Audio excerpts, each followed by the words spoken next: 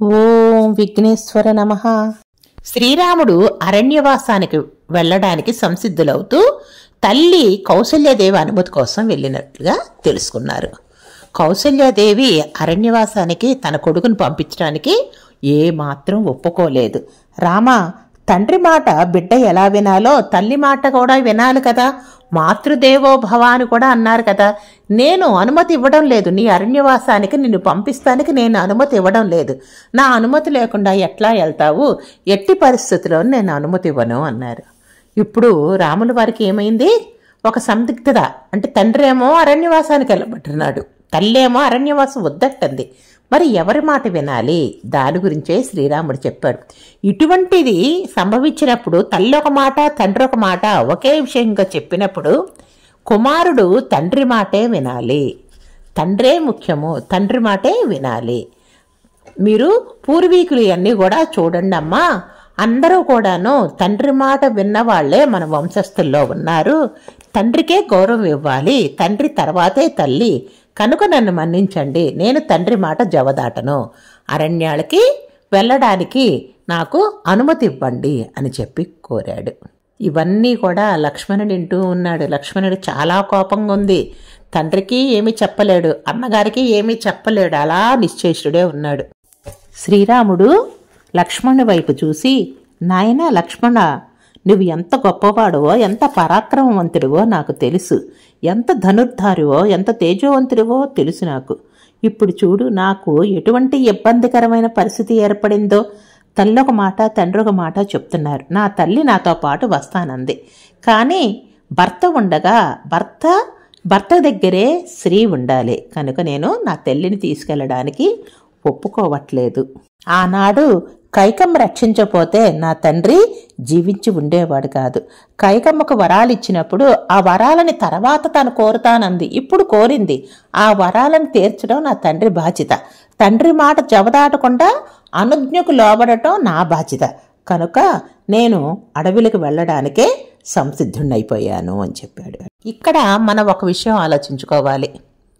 కైకమ్మని వివాహం చేసుకోవడానికి కైకేయి రాజు ఒక షరతు పెట్టాడు. కైకకు గాని పుత్రులు జన్మిస్తే కైకకు పుట్టిన పుత్రులే రాజసింహాసనం మీదకి రావాలి అన్నారు.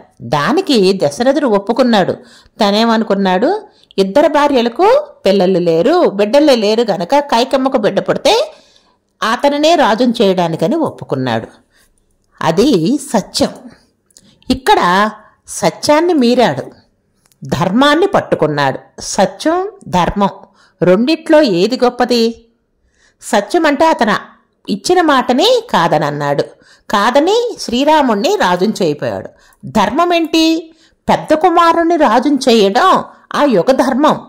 పెద్ద భార్య కుమారుడు, అందులో వయసులో కూడా 4 కుమారుల్లో కల్లా శ్రీరామచంద్రుడు పెద్దవాడు అయినా సుగుణాభిరాముడు, తేజోవంతుడు, ఇటువంటి వాడిని సకల గుణరాముణ్ణి రాజు ధర్మం పెద్ద కుమారుణ్ణి రాజుని చేయడం. ఇక్కడ ధర్మ ప్రకారంగా చేయదలుచుకున్నాడు. మందర కైకేయిని కోరికలు అడగమన్నప్పుడు మరీ చెప్పింది. 14 సంవత్సరాల అరణ్యవాసం చేయించమని చెప్పింది. ఎందుకని అంటే త్రేతాయుగంలో యుగధర్మం ప్రకారం ఏంటంటే 14 సంవత్సరాలు రాజరికాన్ని, రాజ్య సింహాసనాన్ని వదిలి వెళ్ళేసిన వ్యక్తికి తిరిగి రాజ్యాన్ని పరిపాలించే అధికారం లేదు. కనుక 14 వర్షాణి అని అడగమంది. 14 వర్షాణి అని మరీ నొక్కి చెప్పింది. కానీ కైకేం అడిగింది? అడగటాల్లో అప్పుడు మాట తొట్టుపడి 14 వర్షాన్ని అని అడగకుండా తిరిగి ఏమని అడిగిందంటే నవపంచక వర్షాణి అని అడిగింది. నవపంచక వర్షాణి దండకారణ్య మాశ్రిత. నవపంచకం అంటే ఏంటి? ఇక్కడ 9 ఏళ్ళు 5 ఏళ్ళు కలిపి 14 ఏళ్ళు అవుతుంది. కానీ తను 14 వర్షాణి అల్లా, అంటే ఒకేసారి 14 ఏళ్ళు అల్లా. నవపంచకం అంటే 9 అవ్వాలి, పంచక అంటే 5, 9, 5 కలిపితే 14 ఏళ్ళు అంది. కనుక రాముడు మళ్ళీ తిరిగి వచ్చి రాజ్యపాలన చేయడానికి వీలైంది. అంటే 9 సంవత్సరాల అరణ్యవాసము మళ్ళీ మొదలయ్యి మళ్ళీ 5 సంవత్సరాల అరణ్యవాసము అన్నట్టుగా కోరింది. చూశారా, తాను ఒకటి తెలిస్తే భగవంతుడు ఒకటి తెలిచాడని నోటమ్మట ఆ విధంగా దేవుడు పలకిచ్చాడు. దశరథుడు ధర్మాన్ని పట్టుకొని సత్యాన్ని వదిలేశాడు.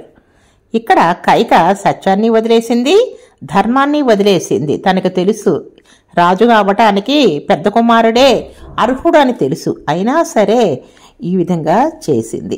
కౌసల్య ఇంకా కూడాను ఒప్పుకోవట్లేదు. అమ్మా, నీకు ఒక పరమధర్మం చెబుతాను, ఇది సనాతనమైన ధర్మం. తండ్రికి ఒక అధికారం ఉంది. తండ్రి తన భార్యను శాసించవచ్చు, తన కుమారుల్ని శాసించవచ్చు, సోదరుల్ని శాసించవచ్చు. తండ్రే కుటుంబానికి యజమాని. తండ్రి చెప్పినట్టుగా మన అందరం చేయవలసిందే. దశరథని తప్పు పట్టడానికి నీకు గాని నాకు గాని అధికారం లేదు. మన కుటుంబానికి పెద్ద. పక్కన ఉన్న లక్ష్మణుడికి నీతి బోధలు చేస్తున్నాడు. లక్ష్మణ, నీకొక ధర్మం చెప్తాను విను. ధర్మము, అర్థము, కామము ఈ మూడు కూడా పురుషార్థాలు. ధర్మాన్ని ఒక్కదాన్ని పట్టుకుంటే అర్ధకామాలు అదే తీసుకొస్తుంది. ధర్మాన్ని వదిలిపెడితే అర్ధకామాలు పట్టుకున్నా కూడా లోకనంద తీసుకొస్తుంది. కనుక ధర్మం భార్య లాంటిది. ధర్మపత్ని అని అందుకనే పిలుస్తారు. ధర్మబద్ధమైన పత్నితో అనే అర్థం కూడా వస్తుంది. మన సంపాదించిన డబ్బు అర్థం కాదు. మనకి ఎన్ని కోట్ల రూపాయల ఆస్తులు ఉన్నా అది అర్థం కిందకి రాదు. దానికి శాస్త్రంలో పేరు కర్మఫలము అంటారు. ఇంతకు పూర్వం ఏదో పుణ్యం చేశారు, ఆ పుణ్యంలో ఈ జన్మలో ఇంత డబ్బులు 4 రూపాయలు తీసుకొచ్చారు, ఈ గృహాలు కట్టుకున్నారు, ఇల్లు కట్టుకున్నారు, పొలాలు కొనుక్కున్నారు అంటారు. అది కాదు. అర్థకామాలంటే మనకి వేరే అర్థం కూడా ఉంది. ధర్మాన్ని అనుసరించే అర్థం రావాలి. మీ అందరికీ అర్థం అంటే అర్థం అవుతుందా? అర్థం అంటే మీనింగ్ అని అర్థం కాదు. ఇక్కడ అర్థం అంటే ధనపు రాసులు కానీ, అంటే ధనమనే అనుకోకూడదు, అనేక విధాలుగా అంటే గోవులు, ఇళ్ళు, పొలాలు అవన్నీ అర్థము అని అంటారు అన్నమాట. డబ్బుని ఇంకొక మీనింగు, ఇంకొకటి మాట అర్థంగా పిలుస్తాము. నేను అరణ్యానికి తొందరగా వెళ్ళిపోవాలి. వెళ్ళకపోతే అమ్మ కైకమ్మ అనుమానం పడుతుంది. అనుమానం వచ్చే కొలది ఆమెకు దుఃఖం పడుతుంది. అమ్మ దుఃఖపడతో నాకు ఇష్టం లేదు. నన్ను భరతుడిని కైకమ్మ ఒక్కలానే చూసింది. అమ్మ భరతుడిని ఎక్కువ ప్రేమించి రాముణ్ణి తక్కువ చేసిన సంఘటన ఒక్కటి కూడా లేదు. కనుక ఈరోజు నేను ఆవిడ్ని బాధ పెడతాం ఇష్టం లేదు. తొందరగా అరణ్యాలకు వెళ్ళిపోవాలి అని అంటున్నాడు. కౌసల్యాదేవి శ్రీరాముని శిరస్సు మీద అక్షంతలు వేసి ఆశీర్వదిస్తూ, నాయనా, నిన్ను సూర్యుడు రక్షించాలి, చంద్రుడు రక్షించాలి, అశ్విని దేవతలు రక్షించాలి, భూమి, ఆకాశం, దిక్కులు, గృహదేవతలు అందరూ కూడా రక్షించాలి. దేవతలందరూ నిన్ను రక్షించాలి. విషక్రిములు, తేళ్లు, జరులు, పాములు, చేమలు ఇటువంటివన్నీ ఉంటాయి కదా మరి అరణ్యంలో.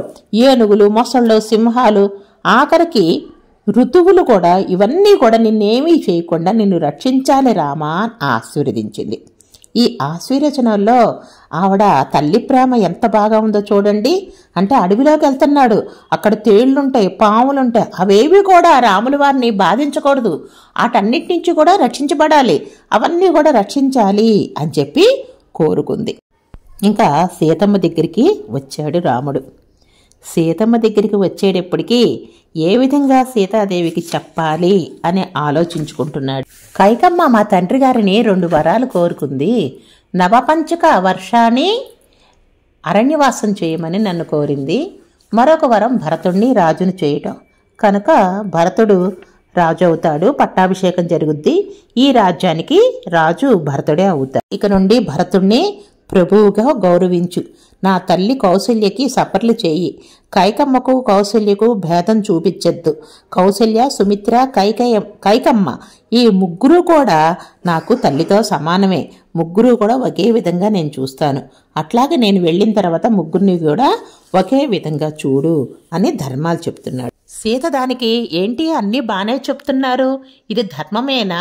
నీవిక్కడుండు నేను వెళతానంటాం ధర్మమేనా? నన్ను విడిచిపెట్టి వెళ్ళడం ధర్మమేనా? చెప్పండి అని చెప్పి అడిగింది. నాకు ఈ రాజ్యభోగాలు అక్కర్లేదు, తల్లిదండ్రులు అక్కర్లేదు, ఈ సంపదలు అక్కర్లేదు, ఏమీ అక్కర్లేదు. కష్టమైన నిష్ఠూరమైన స్త్రీకి కావాల్సింది భర్త ఒక్కడే. మీరెక్కడుంటే నేను అక్కడికే వస్తాను. నీవు అడవికి వెళితే నేను ఇక్కడ ఎందుకుంటాను? నేను ఎట్టి పరిస్థితుల్లోనూ ఇక్కడ ఉండను. రాముడు, సీత నీకు తెలీదు, నా ఎంట వస్తానంటున్నావు. నేను ఎక్కడికి వెళ్తున్నాను? అరణ్యానికి వెళ్తున్నాను. అరణ్యం అంటే ఎట్లా ఉంటుందో తెలుసా?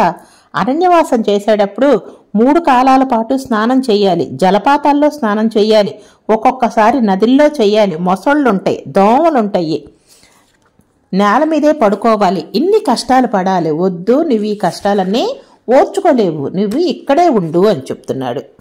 అరణ్యంలో కందమూలాలు, తేనె ఇటువంటివే తినాలి. ఒక్కొక్క రోజు మనకు అడవిలో అవి కూడా దొరకపోవచ్చు, నీరు కూడా దొరకపోవచ్చు. అటువంటి భయంకరమైన అడవిలోకి నీవు వస్తావా? నీవు వద్దు, నువ్వు రాజకుమార్తెవి, ఎంతో గారాభంగా పెరిగిన దానివి, నాతో పాటు ఉండి ఇటువంటి కష్టాలు పడటానికి నేను ఒప్పుకోను అని. ఏ త్వయా కీర్తిత దోషావనే వస్తవ్యతాం ప్రతిగుణానిచ్చేవ తాన్ విద్ధ తవ స్నేహ పురస్కృత. నీవు అరణ్యంలో నేల మీద పడుకుంటే నేను హంసతూలిక తల్పం మీద పడుకునేదా?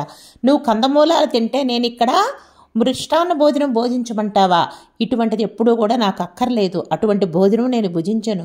నాకు నీవు పక్కనుంటే చాలు, నీ ప్రీతికరంగా ఒక్క మాట మాట్లాడితే చాలు, నాకు అదే సంతోషము. నాకు వివాహం చేసినప్పుడు నా తండ్రి ఒక మాట చెప్పారు, విను. ఇయం సీత మనసుత సహధర్మచరి అని చెప్పారు. అంటే సహధర్మచారినిగా నన్ను ఎళ్ళమని నీతోటి వివాహం చేశారు. అంతేగాని నువ్వు అరణ్యానికి వెళ్ళిపోతే నన్ను అంతఃపురంలో ఉండమని నా పెద్దవాళ్ళు చెప్పలేదు. సహధర్మచారిణి అంటే భర్త ఎక్కడుంటే భార్య కూడా అక్కడే ఉండాలి. నన్ను రావద్దనే చెప్పవద్దు. నీతో పాటే నేను కొంటే అక్కడ పులులు సింహాలు ఉంటే నీవు కూడా ఉంటావు కదా, నీవు నన్ను రక్షిస్తావు కదా, నాకు ఎటువంటి భయము లేదు. నీవు ఉన్నావంటే నాకు ఎటువంటి భయం లేదు. నీతోనే నేను కూడా అరణ్యవాసం చేస్తాను అని చెప్పింది. నీ తండ్రి మాట వినడం నీకేది ధర్మం అయితే నీ సహధర్మచారిణిగా నీవెక్కడికి వెళ్తే అక్కడికి రావడం నా ధర్మం. అది సతీ ధర్మము. కనుక నా ధర్మాన్ని నేను నెరవేర్చుకోనివ్వు. నువ్వు ఇచ్చిన ఫలంలో ఒక ఫలం దొరికితే ఆ ఫలమే ఇద్దరం పంచుకొని తిందాము, తేనె దొరికితే ఆ తేనె ఇద్దరం పంచుకొని తిందాము, అదే నాకు ఆనందదాయకంగా ఉంటుంది అని పరిపరి విధాలుగా రాములు వారికి చెప్పి తాను కూడా అరణ్యవాసానికి రావడానికి ఒప్పిస్తుంది. రాముడు ఒప్పుకొని, మరి 14 సంవత్సరాలు గృహాన్ని వదిలిపెట్టి వెళుతున్నాం కదా, నీ దగ్గర రత్నమాణిక్యాలు, విలువైన వస్త్రాలు, విలువైన నగలు అన్నీ ఉంటాయి కదా, అవన్నీ ఒక చోట పెట్టు. నువ్వు సద్బ్రాహ్మణులకి ఇవన్నీ కూడా దానం చెయ్యి. మనం ఏమనుకుంటామో, ఏదన్నా వెళుతున్నామో అంటే అవన్నీ భర్త ఏం చెప్తాడు, జాగ్రత్త పరచు అని చెప్తాడు. అవన్నీ ఎక్కడైనా జాగ్రత్త పరచు, మనం వెళ్తున్నాం. కానీ రాముల వారు అట్లా చెప్పటం లేదు. అన్నీ కూడా దానం చేసేసేయి. నా వెనకాల ఎలా రావాలి, నారవస్త్రాలు కట్టుకునే రావాలి, ఇవన్నీ మన దగ్గర వద్దు, ఇవన్నీ కూడా దానం చేసేయి. వశిష్ఠ మహర్షి యొక్క కుమారుడి ద్వారా ఇవన్నీ కూడా ఎవరికి చెందాలంటే ఆ వాళ్ళకి వెళ్ళేటట్టుగా, సద్బ్రాహ్మణులకి వెళ్ళేటట్టుగా అవి చెయ్యి. జై శ్రీరామ్. ఈ వీడియోని లైక్ చేయండి. మీరు చేసే లైక్ మాకెంతో ప్రోత్సాహకరంగా ఉంటుంది.